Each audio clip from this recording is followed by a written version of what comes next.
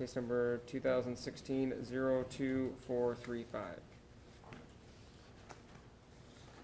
Good morning, Your Honor. Gerald Leeson on behalf of Patricia Cordes, who's standing to my right. It's the date and time scheduled for sentencing in this matter. We have had the opportunity to go over the pre-sentence report in terms of the factual basis. We have no additions, deletions, or corrections with respect to the biographical information. Obviously, I take issue with at least one or two of the recommendations, and so I'd like the opportunity to allocute on her behalf. Before we go any further, I was not aware if the victim was present today. She is present. She's behind me to the left, Your Honor. Okay. Is it Ms. Wallner? All right. You have the absolute right to make a statement at this time. If you'd like to say anything, inform the court of anything that you're feeling or any of your thoughts at this moment, you are absolutely welcome to do so. Would you like to make a statement? Okay. Mr. Gleason, would you move just with your client over? Yes, Your Honor. That would be great. Thank you.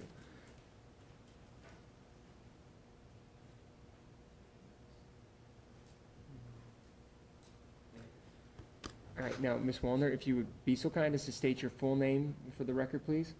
Linda Wallner. Okay. Ms. Wallner, what would you like the court to know before I impose sentence in this matter? I just want her to realize that she can't go around hurting people. And that I think that she thinks she's entitled to hurt people. And I hope justice is done today and she does stop. Okay. And if she gets the help she needs, maybe she will stop.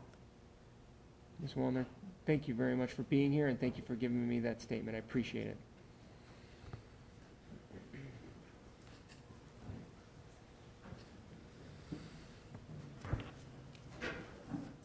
All right, Mr. Gleason. Your Honor, as the court is aware, this incident happened a year ago. It is the oldest of the cases that have garnered the media's attention for some unknown reason. In that year, there have been other developments.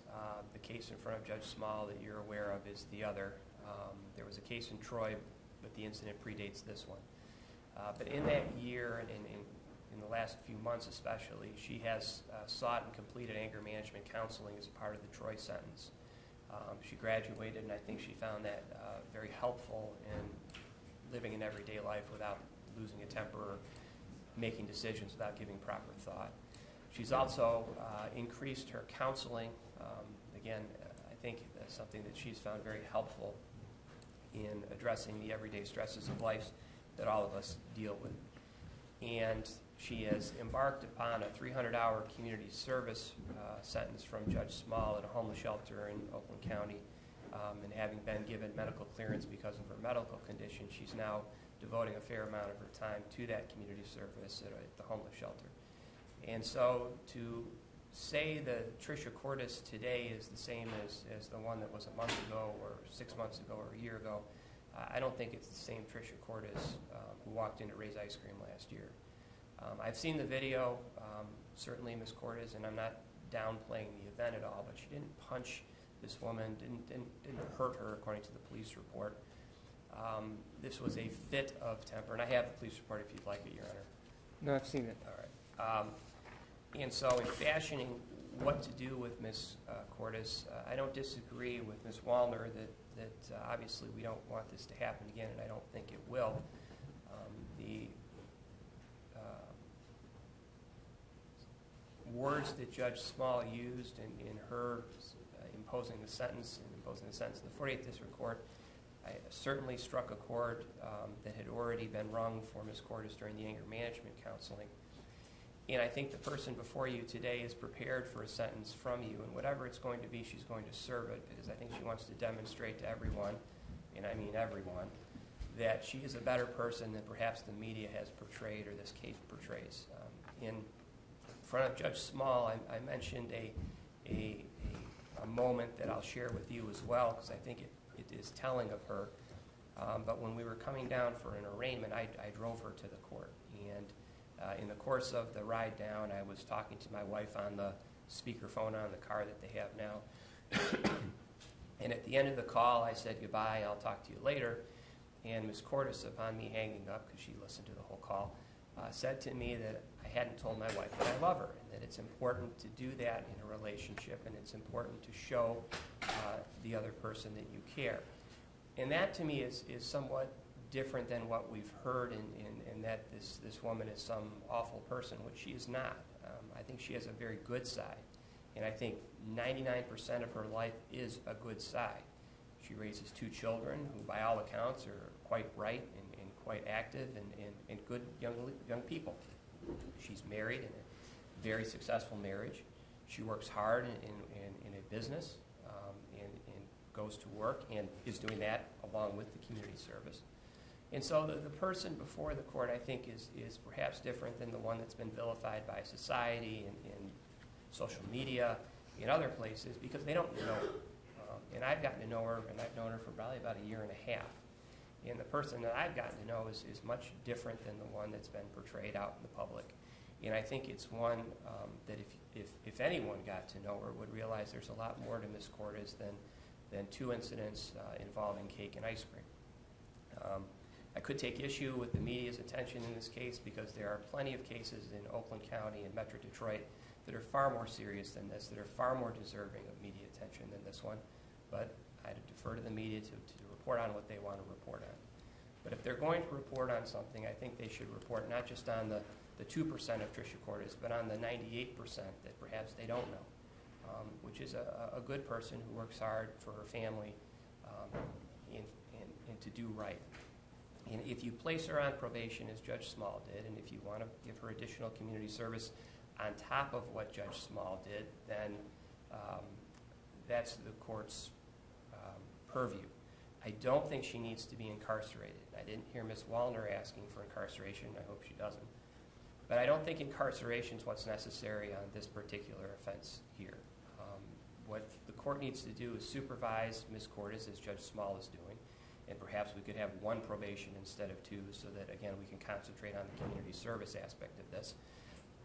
But to oversee Ms. Cordes, to make sure that what I'm representing to the court today is true, that she is indeed attending her counseling. She is indeed that 98% person now, not the 2% that the court has seen before. And that 98% is going to be 100% going forward. And so when fashioning a sentence, and again, one of the issues I have is that it's recommending drug and alcohol testing, which I don't think is an issue here because she doesn't really consume any alcohol and she's on medication that would prevent her from doing that. And so I don't think that alcohol or substance abuse is even an issue here. And likewise, I don't think she needs to be incarcerated to get a message, and I don't think the court needs to sentence her to jail to send a message because it's been a year, and in that year she's received the message. And I think if you place her on probation, as did Judge Small, and allow her, as Judge Small did, to work with the underprivileged of our community, I think that's the message that Ms. Cordes heard already and will continue to take to heart. And I think you'll see in the 24 months of probation that the probation department is recommending, that you'll see in those 24 months, you'll see the Tricia Cordes that I've come to know, not the one who misbehaved last year in Ray's Ice Cream, and certainly the one now who's prepared to prove to you that she's a better citizen and worthy of your trust and society's trust. And I'm prepared to answer any questions you have with respect to Ms. Cordes. I know she has a statement for you. But I just don't believe that incarceration is necessary in this particular case, given that it's been a year and given that what she's done in the interim period. And I think the more important thing, and I encourage you to do this, is to place her on that 24-month probation. Because as she reports, and I know you have the defendants come in and meet with you, which a lot of judges don't, but I think as that happens over that 24-month period, you too will get to see the Tricia Cordes that I know.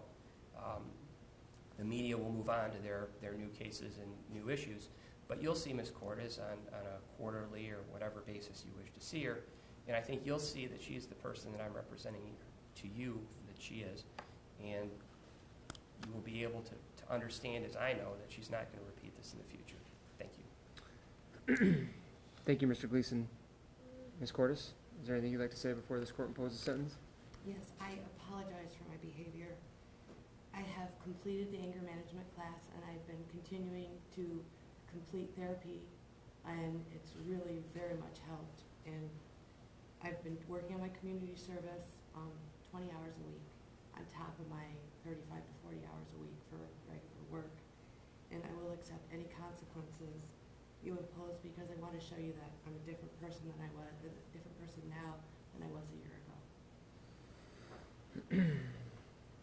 And Mr. Gleason, I've seen you practice, and I know what your, how capable you are at allocuting and identifying important issues for your client's behalf, and targeting and identifying things that you feel is necessary for the court to know to really get a fuller picture than what perhaps has been portrayed of your client. And I appreciate that, and I think it has provided some guidance to the court.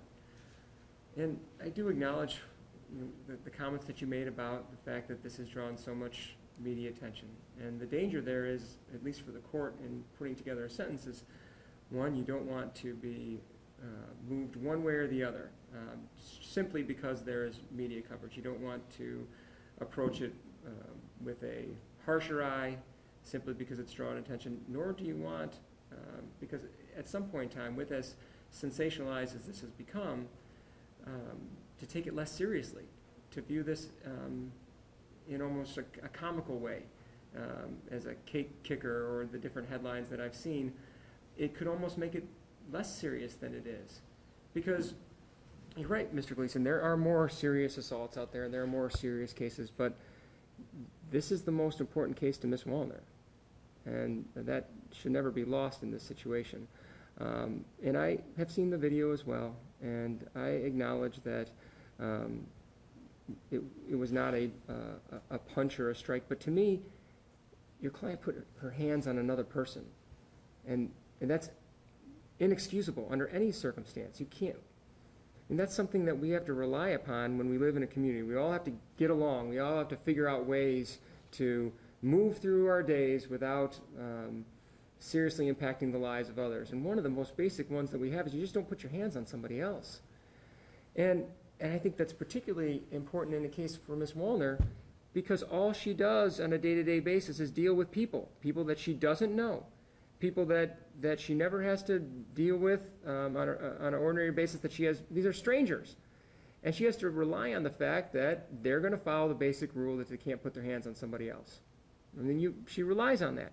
And my guess is before that day in July, she would have never thought in a million years that working in an ice cream store that she'd ever be at risk of somebody putting their hands on her. And after that day, it became a reality, and it could have been any person that walked through that door. So that's something that is not lost on me, Ms. Wallner, and it was important for you to be here today. And I certainly hope that that's something you take to heart, Ms. Cordes, because it would be very easy to buy into the idea that it wasn't a big deal. I don't think you're considering it that way, but it would be easy to fall into that trap. And I just wanted to make sure that you understood that for Ms. Wallner, it was a big deal and continues to be a big deal. And as long as she deals in customer service, it's a challenge that, it's an unimaginable circumstance that she didn't think would happen to her, and it happened. So I acknowledge that. But I do want to acknowledge that I think Ms. Cordes has taken some strides, and I appreciate you bringing that to the court's attention. But we have to be on high alert. And I think that it's important for us to be on high alert. And it's not, in Ms. Cordes' situation where I'm going to be looking for ways to throw you in jail. But I think it's disrespectful to Ms. Wallner, to you, if I didn't take this seriously and put this whole matter and give it my full attention. Because three issues within the span of a year. Most people walking on this planet are not going to have one issue in a year, and you have 3 in 1 year. It really shouldn't be me or the court system that draws your attention to the fact that something needs to be addressed right now. And I think you are addressing it in many ways. Mr. Gleason, I think that the recommendation from my probation department for a jail sentence came on at the heels of 3 incidents in the span of a year. But I will choose to take into consideration the work she's done since then.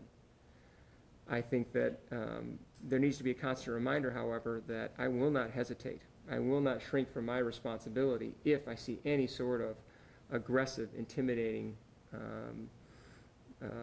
threatening behavior of any sort. If I sense at all that in the course of your treatment you're not fully recognizing your poor conduct in this. I will not shrink from that obligation that I have, and I will consider and certainly implement a jail sentence as needed. You can rely on that, Ms. Cordes. But I think the goal here, if I keep her on an extended probationary sentence, and Ms. Wallner, you should know that I hold regular reviews. I will be on top of this. I will make sure that Ms. Cordes has moved forward as a person, and I think that will provide some comfort, I hope, that this will never happen to any other person ever again. And Ms. Cordes, for you, I think you want to, I would hope that you would want to believe that you're more than this. I mean, think about the titles that have been put out there about you. I would hate to think that the measure of your life is summed up in the phrase cake kicker. I would hate for that to be the story of your life. But you got some work to do in rewriting that story. And if you're willing to engage in that effort, you will find a welcome partner in this court.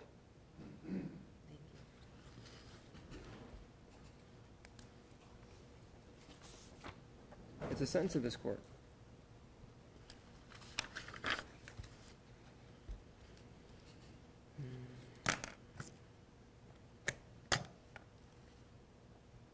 Should be placed on probation for 2 years.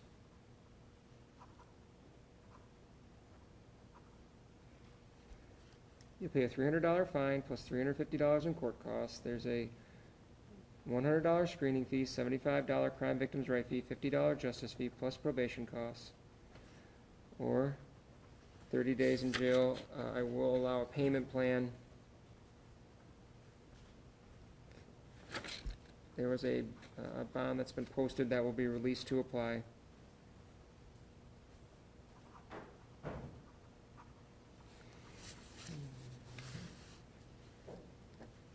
As far as the recommended jail sentence, I will suspend that time for our first review. If she's in compliance, I'll cancel the jail sentence. If she's not, she can rely on it. Yes, sir. I want you to maintain outpatient therapy and make sure that your probation officer is fully informed as to the progress in that outpatient therapy. Even if your therapist says, I think we're done here, you don't get to stop going until you have the permission of the court. Do you understand that? Yes, sir. As far as the community service is concerned, this is a charge that I absolutely would normally require community service. I think it's important for an individual who's engaged in really a selfish act to focus on giving back to others. But I also am a realist. She's been sentenced to 300 hours of community service. I'm not going to order the community service in this particular case because 300 hours is substantial and I think takes into account the conduct here. I think it would be an unrealistic situation to expect 400 hours of community service. I don't know that I've even heard of a sentence like that. But that being said, that's not to say that I feel that it's less serious than other cases that I've ordered community service. I just want to put Ms. Cordes in a position to be successful rather than set her up to fail. You're absolutely to refrain from any and all contact with Ms. Wallner. You're to remain out of Ray's ice cream. You're to abstain from the use of alcohol and controlled substances. Now, as far as the testing, I'm going to leave that at the direction of my probation officers. I trust them in their experience, and they'll come up with a testing schedule that's appropriate based on her history or lack of history of use. And this is something that was not included in the recommendation, but I think is important. Between now and the first review date, you're to keep a daily journal, and I want you to provide that to the court at the time of our first review. I want you to go through your thought process, things that frustrated you on the daily basis and how you managed it, because I feel that I have an obligation to Ms. Wallner and any potential future Ms. Wallners, which there are not going to be any, that I really understand how you're dealing with frustrating stressful situations in the future. I'd like to see that transition from an individual who was a force in a negative direction to someone who is a positive force. And I think doing a daily journal will also help you. I'll see you back here for our first review. And that will be on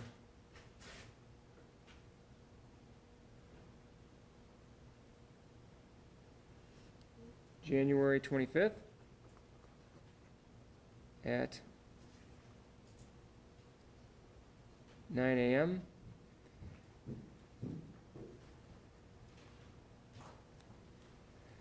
Ms. Cordes, good luck to you. Ms. Wallner, thank you for being here, and you can rely on me to be on this all the way throughout. And I really am glad you were here to give me that perspective. Thank you. Mr. Gleason, thank you. Thank you, Ms. Aaron. Cordes, good luck. Thank you.